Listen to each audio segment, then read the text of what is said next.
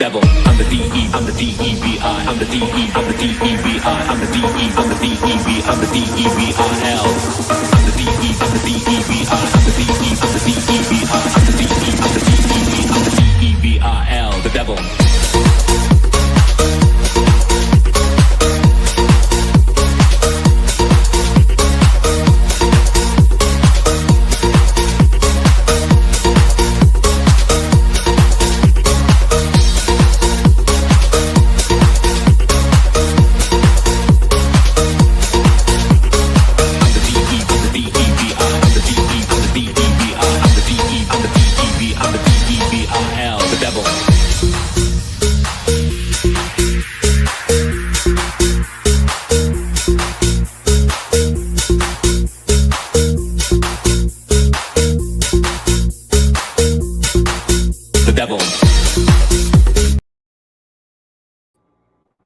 All right. Welcome back to the final word, MattyB. It's a wrap. Sports Network with your boy MattyB in the house, in our house. Maybe not the house, but I'm in our house. It's good to be back here with you guys on this Monday night, February the 24th, 2025, as we start head first into a new sports broadcasting week. And of course, I will not be determined, or I will be determined to come at you live every single night that I'm supposed to, regardless of where I am at in the world, because that's how dedicated I am to you. So here we are again here tonight, live and direct from Central Alabama. As I said last night, when we had Big Al on the program, by the way, huge shout out to Al for coming on. Appreciated that. We're going to continue to broadcast as normal as we can until I return back to my home base, so to speak. But for now, this is home base, so we're going to make the best of it.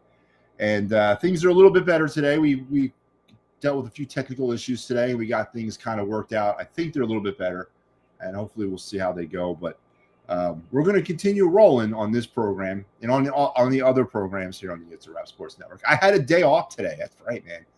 I hit the ground running on Friday, but I had a day off today, able to kind of reset, go to the grocery store, just kind of chill out. Beautiful day down here in Central Alabama. Temperatures touched 70 today. I know people in Philadelphia don't want to hear that. And people, especially from where I'm living at in central New York, sure as hell don't want to hear 70. But it was a very, very nice day. A day that I would have liked to have been out on a baseball field, but I'll take the day off. Tomorrow back at it with some games, and then we go into the rest of the week. But tonight here on the program, as this title kind of states, dealing with reality, and that's a loaded topic when it comes to Philadelphia sports fans. It's a loaded situation when it comes to Philadelphia sports fan, because reality is really at the individual's perception of what reality may be. And I would think that in this city with these teams, people's version of reality seems to be skewed at times and tailored towards one's own narrative. But tonight is not a show that it may have underlining undertones of me trying to be controversial or critical. I'm not. We're dealing with some realities here in Philadelphia when it comes to our sports. The post-Super Bowl hangover, is it a hangover for the Philadelphia Eagle fan base? Is sort of wrapping up. A lot of Eagles fans are still having problems not accepting, but truly feeling the fact that the Eagles won the Super Bowl. And I know as each day passes by, we get further from the football season and closer to maybe dealing with the reality that the Eagles won the championship. But with that reality comes the reality of the Eagles offseason. And going back to what me and Al were talking about last night, we were talking a lot about the Phillies, but there was a lot of connotations that Al went back to about the Eagles, and a lot of comparisons about the Eagles, and drawing from things that what the Eagles have done right and what the Phillies have proven so far not to have done right. And I took that kind of for more of a mindset of the majority of Philadelphia sports fans right now, as we are basking in the glow of a Super Bowl victory, but maybe having a hard time dealing with the reality, which is the other teams. And tonight, I'm going to try to expand upon that and maybe help you or hurt you or not do anything for you at all. But we're going to talk about reality as it pertains to the other three teams in this town. Also, of course, our day in Philadelphia sports history. We are going back to the Of the Night segment. That is one of the technical difficulties we smoothed out today. The Of the Night segment will return tonight as we will get back into that. Still no card review, and there will be no card review. I did not bring my baseball cards or my sports cards to Alabama. No, I left them home for my stepson to manage if we sell any. I didn't teach him how to post any or put up any on the internet. I just taught him how to manage them and sell them if need be, and if he gets any new ones, how to file them. So no card review segment until I return back home. And of course, also one of our major topics this tonight was brought up by Big Al. He told me that this is something that we probably need to sit down with and talk about on a future show. But I got to thinking about this, and I did some independent research on it today. Is the ABS, the automatic balls and strikes system that Major League Baseball is trying out in spring training, and how it might benefit or how it might not benefit. We're gonna talk briefly about the ABS tonight because I think it deserves to be brought up. So all those great things that we're going to discuss here on the program, and remember, everything here on the Final Word is brought to you by the good folks over here at the It's a Wrap Sports Network, doing the best they can do to support you. Ooh, man, that rhymed. Yeah, that's what I'm talking about. So make sure you give us a like, a follow, a subscribe on all of our social media platforms. I am such a dedicated owner, creator, and host of this show and this network that I am literally broadcasting from 1,000 miles away. I will not let a business trip deter me from this. So please reward that with a little like, share, and subscribe on all of our platforms, especially our YouTube, as our race to 100 is ongoing. So please help us out. Let's get it rocking and rolling, though. Let's get strapped up. Let's get strapped in. Let's make sure everybody's feet and hands are inside the car, and let's get this thing started with your day in Philadelphia sports history. Back to 1975 on this one.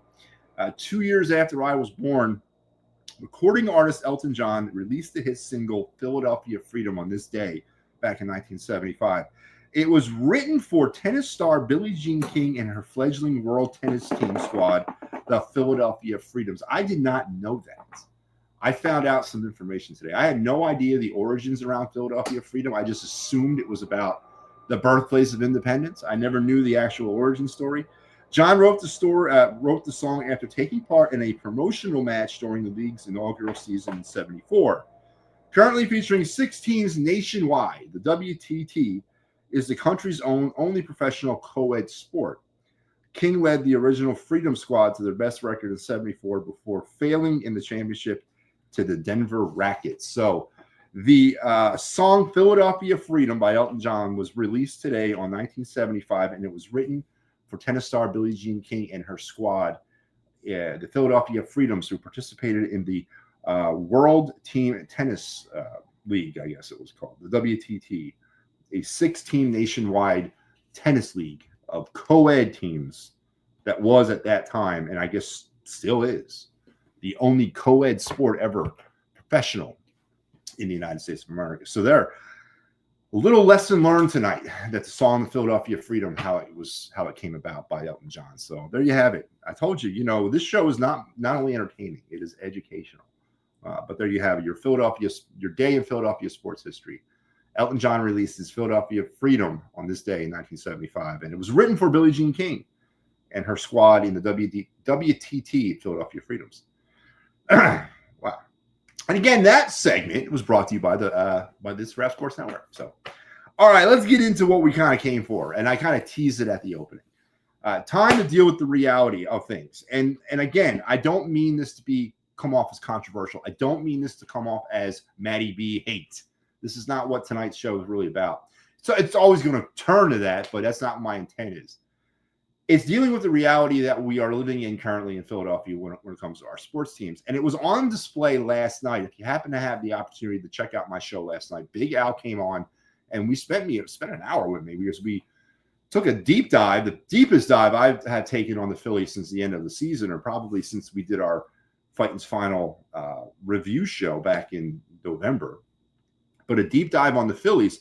But as we were deep diving, there was a lot of compare and contrast between the Phillies and the Eagles. A lot of things that were going back and forth. And when you listen to sports radio today, when it comes to the struggles of the Sixers, the struggles of the Flyers, and the struggles of the Phillies, there's a lot of comparing and contrasting between those teams and the Eagles, and the superior job that the Philadelphia Eagles have done over the past few years of being relevant and championship driven. 3 Super Bowl appearances in 8 years and 2 Super Bowl championships.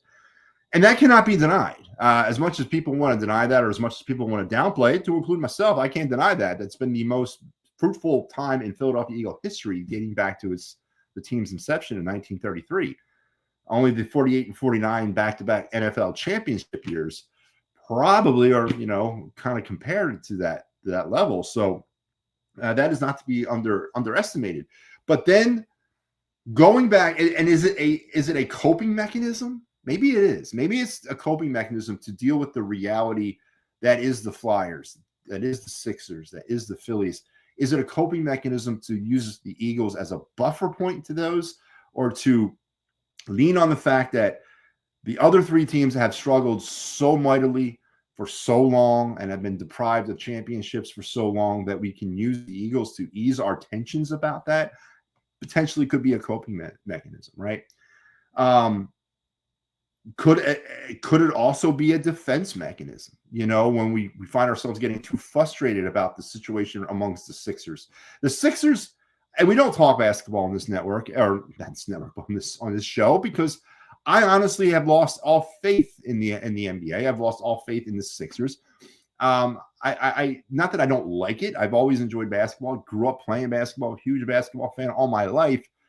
But I have felt betrayed by the Sixers for some time now, and I'm out on the Eagles, but I'm betrayed by the Sixers, and the Sixers are like thousands of years away from winning a championship. I realistically don't know if I will live to see them win another championship, and that's a hard pill to swallow for me. It's one, it gives me a dose of my own mortality, and 2, it gives you an actual snapshot into the actual plight of the franchise. And who knows about the NBA? The NBA product itself needs a whole kick in the ass too. So the Sixers problems go deep.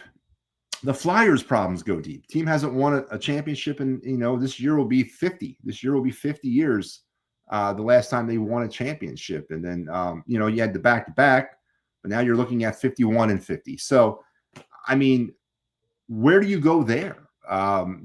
And how do you dissect that? And is dissecting why they haven't won, and this goes for the Phillies, Flyers, and Sixers as well, is dissecting why they haven't won help you deal with the fact that why they're not winning now? And again, these are all coping mechanisms. These are all how people deal with things, dealing with reality, dealing with the perception of their own reality. It's all very individualistic. The Flyers might turn things around in the next 5 years. They're at least focused on that point. They're at least focused on being a Stanley Cup contender at some point. They're doing all the right things, putting all the right pieces in place. Now it's a matter of getting those pieces and making them work. So they're focused on that. Do the Flyers give you a sense of, and we'll talk Flyers a little bit later on tonight about the Kings, or about the Oilers game, which was very impressive for a few different reasons, and I'll get into later on. But do the Flyers give you pause? Does it make you feel better because the Flyers have identified the problem and they are taking all the necessary steps to become a contender? They're no longer lying to you or lying to themselves, or both, about the state of the franchise. Danny B came out 3 years ago and said, we are rebuilding and we have to start again. Now that process, like I've said on this program many times, I was all for that. I was all for saying, burn it to the ground because it's not working.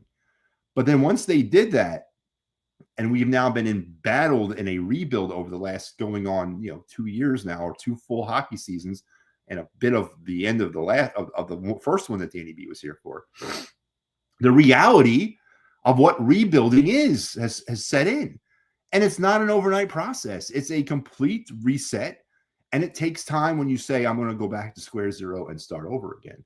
And are you okay with that? words are words, actions are actions. And when people say things, it's one thing, but when they implement them and they say, okay, we're going back to square zero.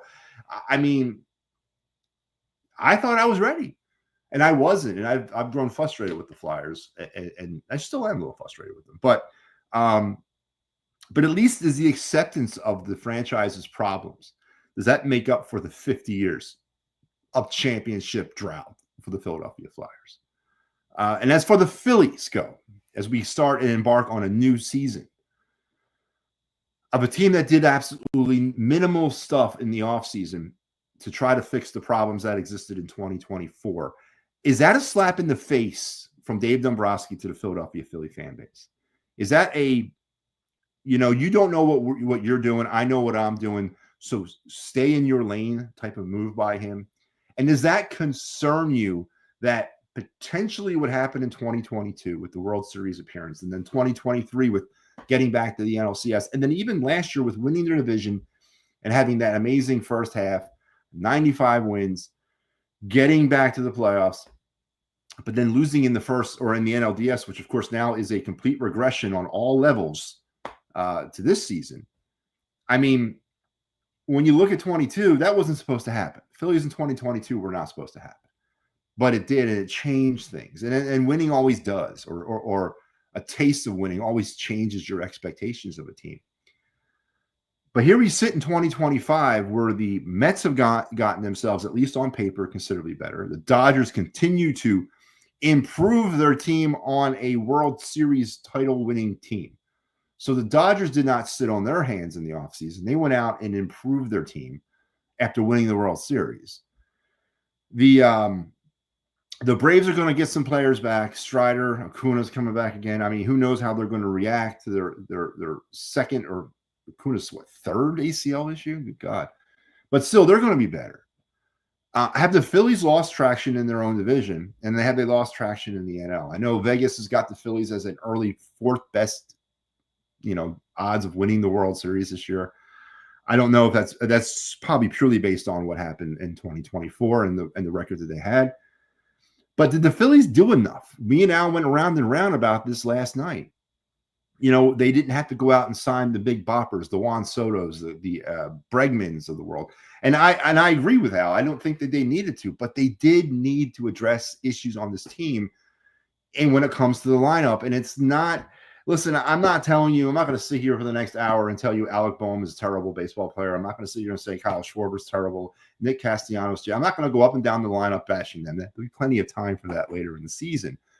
But what I'm telling you about this lineup is that it's mismatched.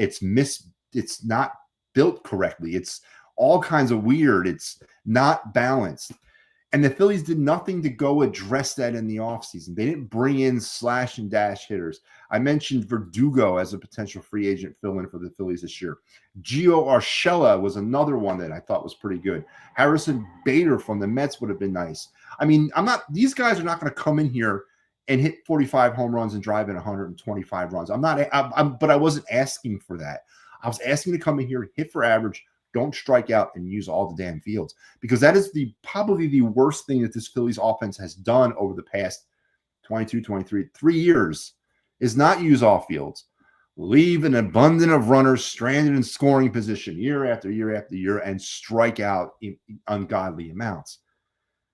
So adding type B or type A minus free agents would have alleviated some of that, or given the Phillies at least some options in their lineup to kind of offset from the power hitters, from the go home or go big type guys. And asking a Bryce Harper and a Kyle Schwarber to not swing for the fence is an impossible task. It's impossible, because for all their lives, it's all they've been told to do is swing for the fence. Now you're going to tell them, hey, Bryce, I want you to hit a double. Or, hey, Bryce, I want you to lay down a bunt here. Or, hey, Kyle Schwarber, can you use the opposite field and move along the runners a little bit here? I mean, asking them to do that, granted, you're a player. You should be told and do what the coach tells you to do. But is that a realistic ask?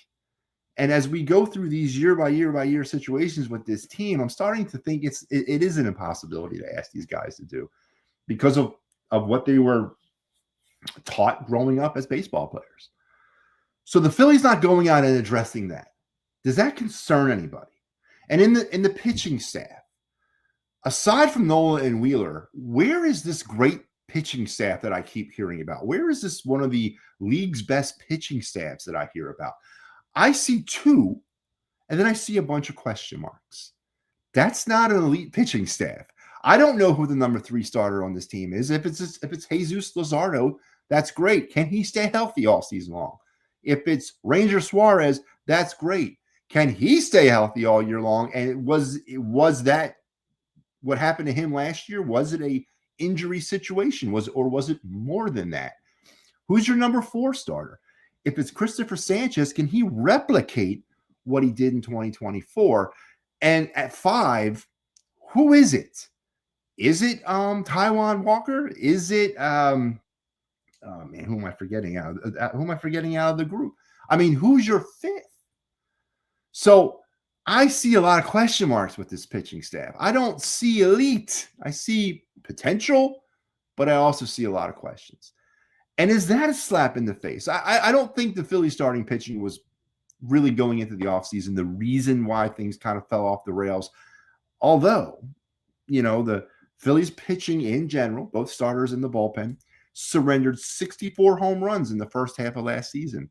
He surrendered 118 in the second half. Now, Al blames a lot of that on the revolving door at the number 5th starter position in the second half of last year, and there could be something to that. But Nola also surrendered his 6th straight year of 30 more home runs this season, and he gives up home runs. That's part of his MO. But I don't see elite. I see potential. But is that a slap in the Phillies fans' face? The bullpen, we addressed it on last night's program. I think it's very serviceable if it's properly used, and it starts and ends with Rob Thompson properly using it by defining roles in that damn bullpen and going with a traditional bullpen, a bullpen that worked for over 200 years of baseball's history before managers decided to come along and use analytics to ruin just about everything.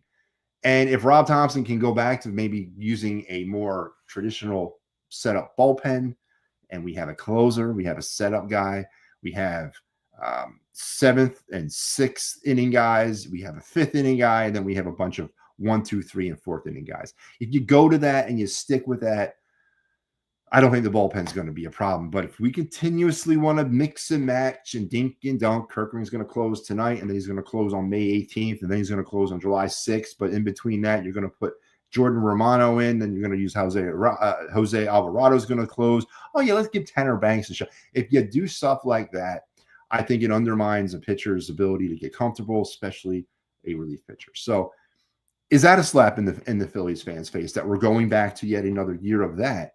And overall about the Phillies, is 2025, and I asked this question last night, and Al gave me his answer, is it a World Series or bust type of season? It doesn't have that vibe to me right now. And 2024 did.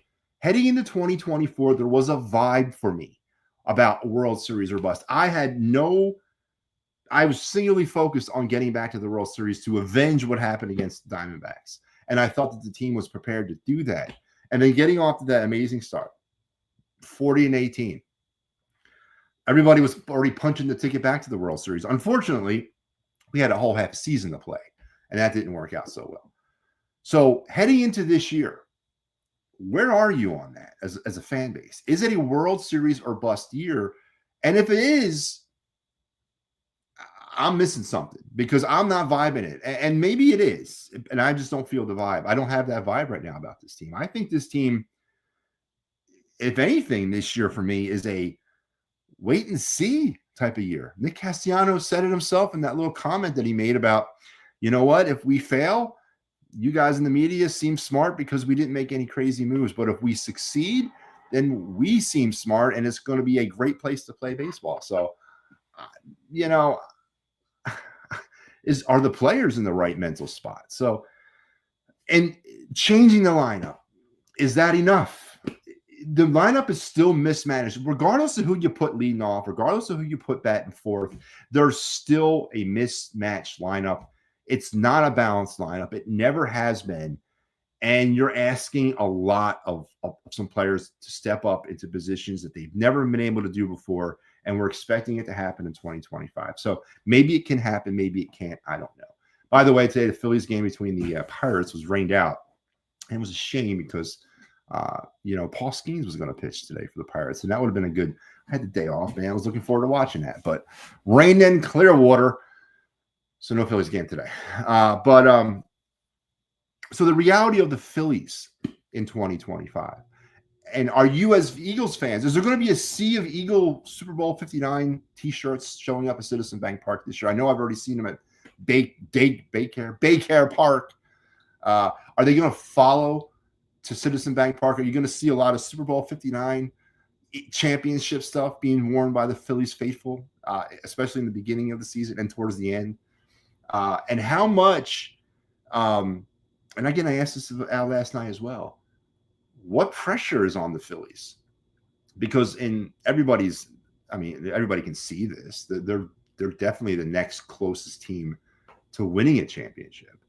And do the Phillies feel that pressure heading into the season? Is that pressure warranted or unwarranted? And if it's warranted, can the team handle the pressure of following the Eagles? So a lot to talk about. And again, it's the reality of how you perceive the Phillies in 2025. Mike, how are you doing, my friend? Good to see you. The Phillies need players to set the stage for the Boppers. Yes, they do, Mike. And do we have them? Do we have those players? Is Alec Boehm? He's not. I don't think Alec Boehm's a bopper. Alec Boehm is one of those players. Bryson Stott's one of those players. Who else, though, in the lineup is one of those players? JT's a bopper, right? Castellanos, I guess you could probably put him into that set the table type thing. Do the Phillies have those players? And can they do it? And again, that will go a long way in the balancing this lineup. And we've been trying to find balance in the lineup since 2022 and has yet to been achieved. So it's a great question. It's an awesome question. The better question is, when will Painter and Abel going to get a shot? All I heard this offseason, all the hype about Painter looking very good. I mean, it's a Phillies organization problem, having top minor league players in the minor leagues too long, and then their trade value goes bye-bye. Yeah, well, so, and I feel your point. Let's address Andrew Painter right off the bat. Andrew Painter has not pitched competitively in 2 years because of Tommy John surgery, and there's no chance in hell that the Phillies are going to rush him back. He's on the early stages of his career. There's more damage that can be done by rushing him back than by sitting him and letting him just take his time.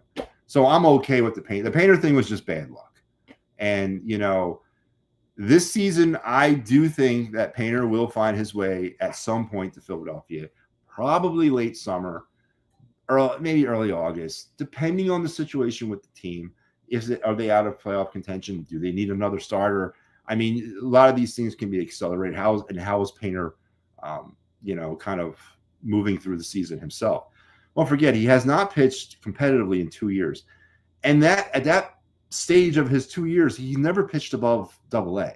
So he's never seen AAA competition, and he's certainly never pitched against major league competition. So unfortunately, with Painter, it's almost you got to kind of let Jesus take the wheel a little bit there and see how he physically feels. Mick Abel is a conundrum, Mike, and me and Al talked about it last night. And Mick Abel struggled all last season or through the first quarter of last season in Lehigh, but then really rebounded and had himself a pretty strong second 3 quarters of last season, and was one of Lehigh's more reliable starters going down the stretch last year. And I chose him as my pitcher of the year, or my pitcher of the year at AAA in our little our little segment we do down the Phillies farm that we'll get back to doing this season. I chose him as that pitcher of the year down in AAA. So I don't know if Mick Abel does not make the Phillies out of spring training, he'll start his 6th year in the Phillies minor league system. And that's concerned. We went through this with Mickey Moniak, and now we're going through it with Mick Abel, but position players versus pitchers are 2 different things. But you're right. Obviously, maybe we did not make the right move here. And obviously, but you never know with these kids. Some pitchers develop faster than others. Some take a minute, but 6 years in the minor leagues and problems at every level. It's almost like he's been promoted out of that level because of he timed out. Like, listen, man, he's got to go because he's been pitching in AA for 3 years. It's time to move him along. And maybe part of that also was he's a former first-round draft pick. So I don't know the answer to Mick Abel. I would love to see Mick Abel be given a chance with the Phillies this year in the bullpen, to start. Because at this point, and I've been on record by saying this, bust or hit, it's time to find out about Mick Abel. I don't see a benefit of 6 years in the minor leagues. Whether it's down to his position of either he's in or he's out. And if he's out, then we got to move him. And unfortunately, as you addressed here, we've waited too long and we're going to end up getting pennies from him. But if they went beyond the point of no return with Mick Abel when it comes to getting any kind of trade value for him. Now it's about just seeing if he can do it once and for friggin' all. So we all can either move on with our lives or, start the Mick Abel era. So I agree with you, Mike. It's time. And if the Phillies continue to baby Mick Abel, again, what's the perception of that reality with the Phillies organization? So that's a great question. As long as the Phillies team has all this talent, it's World Series or bust. See, now Michael has the World Series or bust mentality. You're right. I'm not sitting here denying that. I'm just not feeling the vibe. I saw a team from last year come off that field completely defeated, and not because of the Mets. That's not what I saw. The Mets was the culmination of the collapse that occurred since London, since early mid-June-ish. That was the culmination event. That was their graduation event when they walked off the field against the Mets. The Phillies, to me, were a defeated ball club weeks before that, or maybe a month or so before that, when all I kept hearing from the experts on the edge of Philly sports and my colleagues was, hey, that's baseball, man. And it wasn't baseball. That was a collapse. There was problems internally that weren't addressed. There was issues with the lineup that weren't addressed. Adjustments were not made by the manager, by the players, by the front office. Another miss at Dave Dombrowski at his trade deadline moves, costing us more prospects and not yielding anything in return. 3 years now, this president of baseball operations has navigated us through 3 trade deadlines that have all been terrible. And we've lost assets and gained nothing. We got a couple prospects from the Orioles. We lost Logan O'Hoppe. We lost Samuel Algareri. We lost 2 other pitchers to Baltimore and 1 more over to the Angels prospect-wise. We're starting to lose more than we're gaining with these trade deadline moves. And what accountability is being held against Dave Dombrowski? And this is maybe not a very popular opinion or a popular topic or a popular stand. At what point is Dave Dombrowski put on the hot seat about his performance as the president of this team? At what point, and I brought this up to Al last night, and it scares me, is that Dave Dombrowski starts to revert back to his old ways, his default mode, so to speak, and then really start trading off assets out of our minor league system to try to, capture World Series glory. And that concerns me. So the reality is World Series or bust, but what is really the reality of what people are looking at? And I don't see it. I don't see World Series or bust because I'm not vibing it right now. And I'm not saying that you're wrong by thinking that it's World Series or bust. It definitely should be, but I just don't see it. So there in a nutshell is what the reality of the Philadelphia sports landscape is. It's not pretty. It really isn't. And from my reality, now from your reality, it might look different. I've heard people gush about the prospects of the Phillies winning the World Series, but the epithet of it, or the antithesis of it, was because the Eagles won the Super Bowl. That makes absolutely no sense to me. But there's a lot of people still holding on out there that the Phillies are a World Series contending team. The reality is the Flyers are a rebuilding team, and that's a positive step in the right direction. It doesn't forgive them for all the mismanagement over the past 50 years, but it's at least now in this day, in this version of the Flyers, a step in the right direction. And as far as the Sixers go, it's a flaming building that's being doused with gasoline every day. And I don't have an answer for the Sixers. They're an embarrassment to the city. They're an embarrassment to an embarrassing league. they're just straight up an embarrassment. And I don't have any clue at all what's going on with the Sixers, nor do I care at this point. So reality versus perception, Philadelphia sports landscape. And it all goes back to the sun rising and setting with the Philadelphia Eagles and their Super Bowl winning season. And I assume that dealing with the reality of the other teams, the biggest and easiest coping mechanism is to grasp on to the Eagles and to hold them tight and snuggle up with them at night until, of course, next season when we have to roll this thing again. But there you have it. There's my reality of the Philadelphia sports landscape. I told you it wasn't going to be controversial. It wasn't going to be MattyB hate. It's going to be an insightful, in-depthful look at what I think is the reality of what's going on. So hope you enjoyed that. Let's pivot now, because I do want to get into my other topics. Let's talk about some ABS, and no, not anti-lock brake systems. No, we're going to talk about the Major League Baseball's new toy, the automated ball and strike system. And yes, for those of you that are out there wondering, yes, this is RoboUmp. This is what RoboUmp was kind of designed to be. This is sort of the next level up from RoboUmp as they're kind of designing it. And what this is an opportunity for each team. And I think it's very interesting because I wasn't even aware this was going to happen this year. I knew that they were running it in AAA, and I knew they were running it in AA. And I did not realize it was going to come to a spring training park near you in 2025. But they are now testing this out this spring. And what it is a challenge system that can be that either a pitcher or a hitter can use. So essentially this way. Each team gets 2 challenges a game, and they can challenge 2 pitches a game. A pitcher can call for a challenge and say, hey, you missed that. I want you to get a ruling on that. Or a hitter can charge or can ask for the same thing, but you only get 2. And essentially, as long as you keep getting them right, you keep retaining them. But once you burn through the 2, you're done for the game. But you could feasibly find your way through a game with 6 to 8 challenges, depending on if you get them right or not. And it keeps going.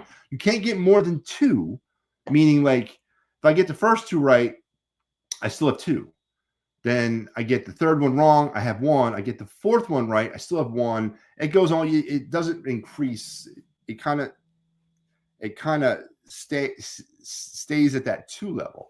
But if you're right and you're good about the challenging, you could find your way through a lot of challenges throughout the game. Now, it's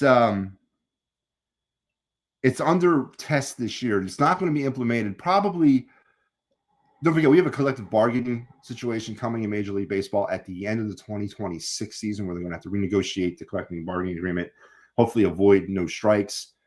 So I would imagine that is going to be on the table as part of that new collective bargaining agreement between the union or the Players Association and the league or the owners.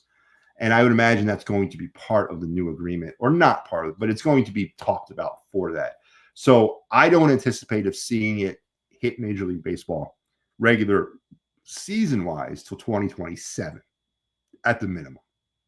So I'm all for seeing how it works, but there is some questions about it. You know, in this day and age, and speaking from an umpire standpoint, I'm going to give you 3 points of view.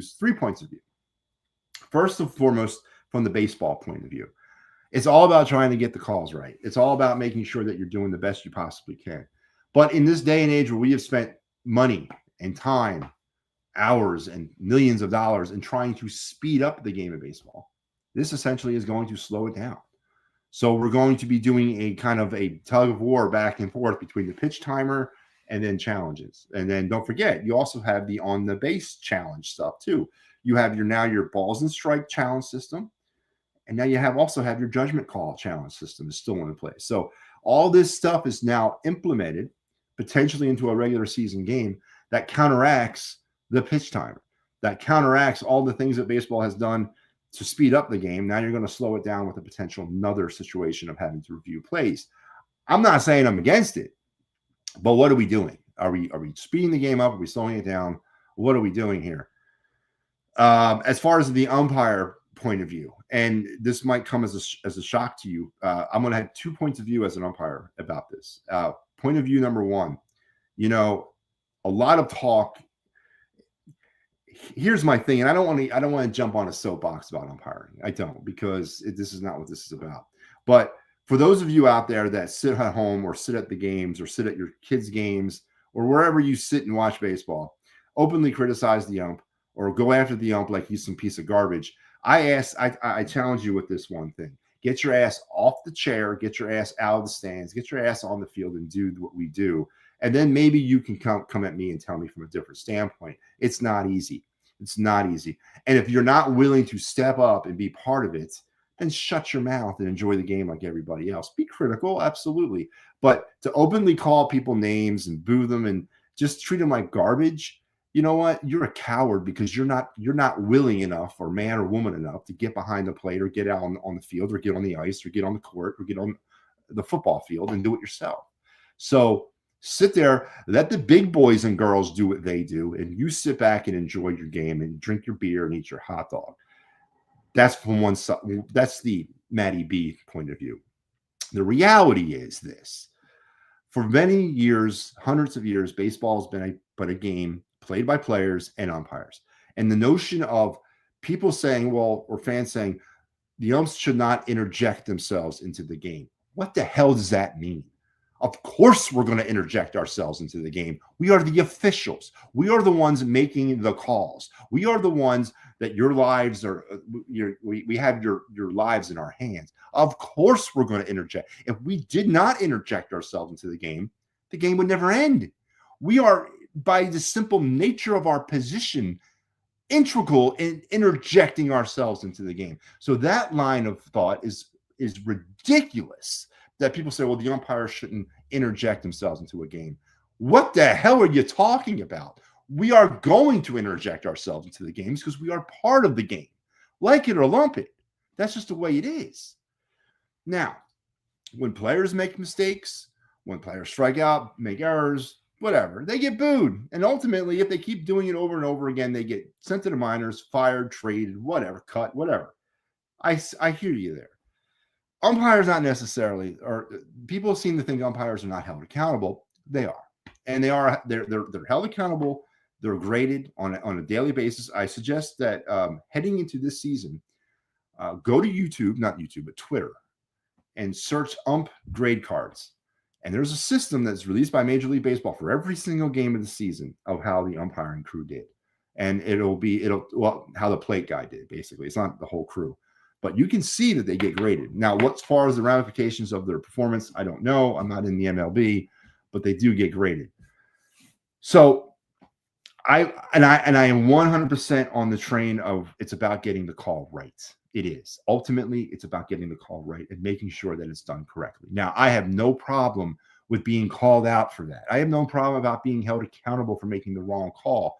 When I'm on a field with a crew, I don't look at myself as an individual. I look at myself as part of a crew. So if it's a two-man system, that's 4 eyes, 2 sets of eyes. If I'm in a 3-man, that's 6, it's 6 eyes. So we are all scanning the field at the same time. If one of us sees something different, if one of us doesn't catch it, the other one does. You come together and you make the right collective call. That's what it's all about. So I am 100% on board for making the right calls and getting the play right.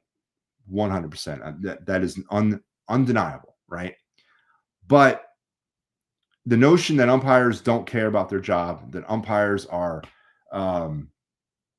trying. Now, there are some unfortunate bad apples in the bunch, and it happens. There's umpires out there that are gambling on the sport. That doesn't make us all bad. It doesn't. There's some bad apples out there. Welcome to the world. I don't know what to tell you. But that's not going to, this system here is not going to change that. If it gets the call right, ultimately, I'm for it. And I don't take that stuff personally either. You get a call wrong, there's another set of eyes to help you make the call right. So, if you as a pitcher feel that was a borderline pitch and you want to challenge it, that's your right to do that. And that's what you should. Same thing with a hitter. If you're a hitter and you thought, oh man, that was a little low, ump, or a little low, blue, I'm going to challenge that. Okay. I'm okay with that. Ultimately, the right call was made. So ABS is what I think it's going to be.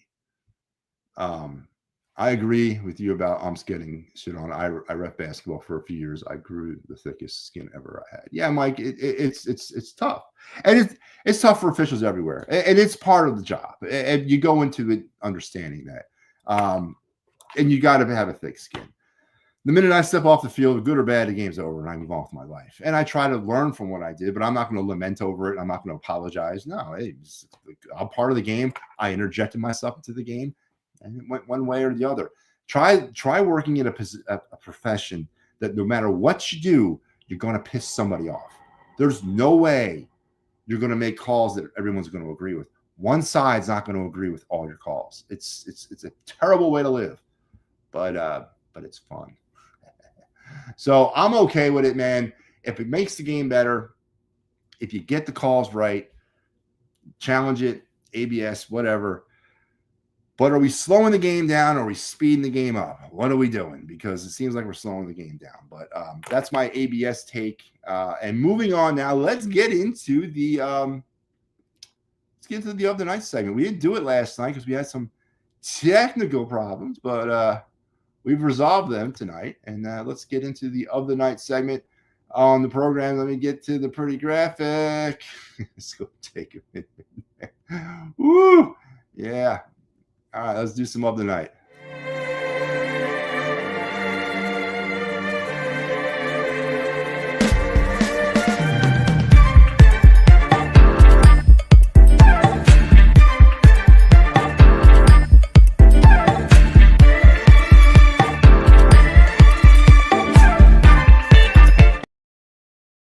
All right, this is the of the night segment. This is part of the show, as by the title, that we talk about a Flyers prospect, a Phillies prospect, a Flyers draft target, a Phillies draft target, spotlight a player from the Phillies or the Flyers, kind of kick it around.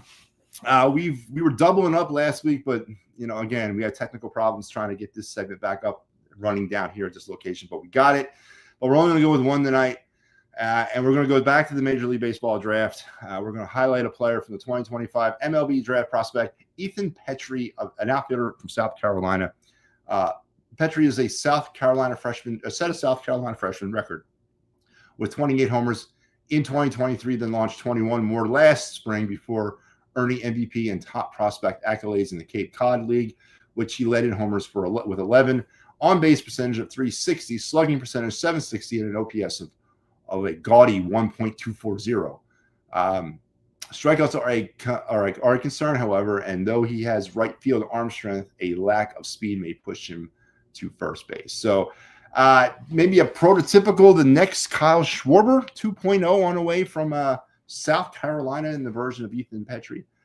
May have to go into the infield due to some limitations about his range in the outfield, but he hits a ton. And he strikes out a lot. So he's got Phillies prospect written all over him, if you ask me. But the Phillies, absolutely a slugger. I would say, consensusly speaking, Ethan will probably project to go lower part of the first round, maybe around 20, 25. Somewhere in that range where the Phillies are picking this year at 26. So he may be available for the Phillies at 26 if they decide they want to go that route with him by drafting the next crop of Kyle Schwarber, I guess. But big solid kid, has played at the highest level of competitive baseball all his life, and definitely will probably suit well in the MLB. So there you have it, tonight's of the night segment featuring South Carolina right fielder Ethan Petry. And potentially going maybe at around, I'd say bottom part of the first round, around the time the Phillies will be picking. So we'll have to wait and see where the Phillies kind of land on him. And let's follow up. Let's kind of finish out the show. This would be the part where I would do the card review, but we're going to finish up with some Flyers talk, as I've not had the opportunity yet to give my final 2 cents on the Four Nations tournament, nor have I had my opportunity to talk about the Flyers. Seems like for a while, man. The Four Nations concluded last week with the Team USA losing in overtime to Team Canada. It's a little bit of bittersweet. I honestly thought they were going to take it all. But overall, I believe the Four Nations tournament definitely was a kick in the ass to the NHL. It might have changed how we all look at All-Star games in the future or going forward, especially in hockey, I think, more so. Hockey's done this before where they've done an all-star kind of international flavor. They've done Team USA versus the world, or Team North America versus the world, where they pitted team, players from US and Canada. They've done something like this before, but this was different. Obviously, this was kind of to whet your appetite for the NHL returning next year to the Olympics, and then following that up with the World Cup of Hockey returning in 2028. So the NHL was pretty much ringing the bell of their re-entry into the international hockey stage by the Four Nations tournament, and it put to shame the NBA All-Star Weekend, put to shame the NFL, and put the MLB on notice, I think, a little bit. But outstanding tournament, Team USA. It was fun hockey to watch. A lot of people were. There was probably a lot of new hockey fans created, from that tournament. And ultimately, that's what you're looking for. So I give the NHL a lot of respect and kudos for their handling of the Four Nations. So good job overall. I'd like to have seen Team USA seal the deal, especially with our most recent run in international hockey dominance. Back-to-back IIHF World Junior Championships with Team USA. And now an opportunity to go for the three-peat on U.S. soil next year in Minnesota. So there was kind of a lot at stake here. And, of course, leading up to the Olympics as well. But we'll wait to see how that plays out next year. But great to see it return, and it was definitely a huge success. As far as the Flyers go, we did our midseason check-in show last week, and I pretty much gave my, projections for what I want to see happen the rest of the way out. And the Flyers came back off the Nations or the All-Star break and a very impressive 6-3 win over the Oilers on Saturday. Didn't get the greatest of goaltending by Sam Ersson, but they did get some offense. Kuzmenko with the power play goal, Michkov with another goal. The Flyers fought back from going up 1-0, down 2-1. They steadied the ship and they went back up, and they eventually won the game 6-3. So a lot of positives there with the Flyers as they played on Saturday, but and then it renewed some flip-floppers expectations about this team this year. I think it's hopefully that Danny Briere, and I know he is going to keep his eye on the prize, and that is to get this team to the trade deadline on March 7th, and then start just dealing off pieces. 7 draft picks the Flyers have in the first 2 rounds of this summer's draft. Their cap situation's improving. They got rid of the Farabee contract, and they have a few other contracts they can get rid of. Cal Peterson's contract's going to fall off the books at the end of the year. $5 million a year, by the way, that guy gets paid. So there's some light at the end of the tunnel for the Flyers to be a little bit more active in free agency next season, obviously in the draft with 7 picks in the first 2 rounds. So don't deviate. And am I using the T word for tank? No, just keep doing what you're doing. Play hard every night and let the chips fall where they may. But ultimately, when you have an opportunity like the trade deadline, sell. It's all about selling. It ain't about buying. It's not going to be about buying for the Flyers, hopefully till next year. Hopefully maybe we can say next season that we want to buy to try to compete or try to complete a puzzle. But my projections for the Flyers is hopefully keep doing what you're doing. Go out there every night, play your best, get to the trade deadline, and sell off all the pieces and continue to, improve your draft prospects and improve your standing into next offseason. Hello, Adam. How are you? Good to see you. Good to hear from you. All is well. But there you go. There's my Flyers take. Again, I kind of gave that out last week when we did our midseason check-in. But here on the program, or on the network, I should say, we are not deviating from the Flyers. We're not going to let you down, as we will continue to cover the Flyers post-game for you all the way to the bitter end of the 24-25 season. Mike Gallardo will be making his Clear the Ice debut for the season on Tuesday, tomorrow night. And then Sal will be there on Thursday night to cover the Penguins, as well as doing a home with the Penguins this week. I am stepping away from Clear the Ice a little bit. You'll see me here and there, but for the most part, I'm kind of stepping out. I'm letting the other guys handle that. They deserve it. Let them get some reps. But I'm going to step out a little bit. I think it's all Sal and Mike the entire month of March, honestly. But in April, I'll be back. Of course, we have the Fighters final coming up. So a lot of stuff going on here on the network as we're getting ready to start the summer season here on the It's a Wrap Sports Network. But make sure you're tuned in for the Clear the Ice program. So listen, that's going to do me tonight. Not a sexy show. We talked about the reality of sports in Philadelphia versus the perception of reality in sports in Philadelphia, and how much the Eagles are driving that train, by the way, at this particular moment in time. We went into the other night segment returned. We talked about Ethan Petrie, the right fielder from the University of South Carolina, potentially looking like a Kyle Schwarber 2.1 or whatever, 3.0, whatever you want to call it. We dwelled into the world of the ABS and talked a little bit about how that might affect baseball and going forward. I think it's good. I think it could be good. And we'll talk more about the ABS system later in the week, probably.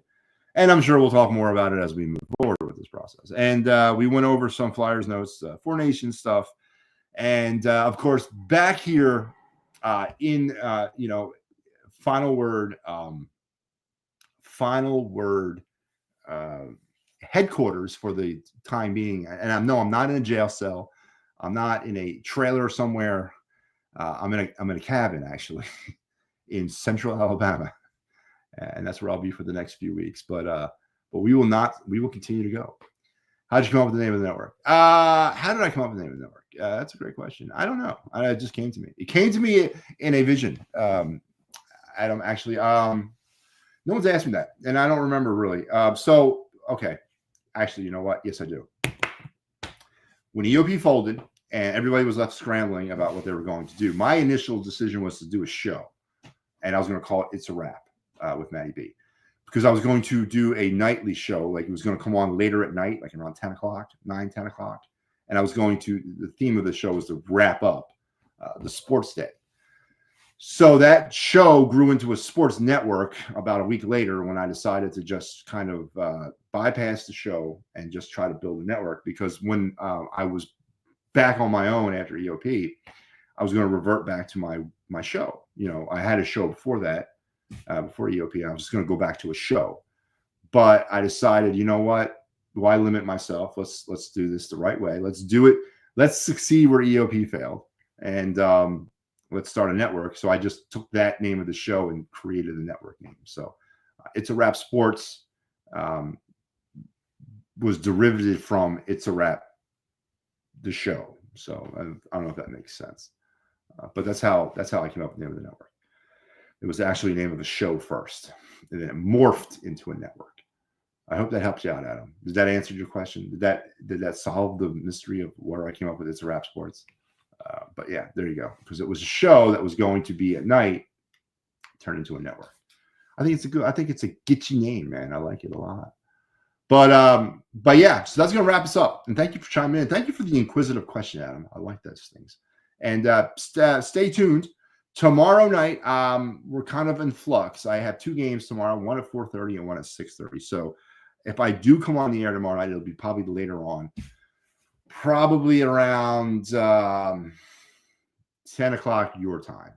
I might be going back to the It's a Wrap show format at 10 o'clock tomorrow night. So we'll kind of keep you up to date on that as we move forward. Great show. I will have a show as of right now on Wednesday night, and there will be no show on Thursday night as I have games all day.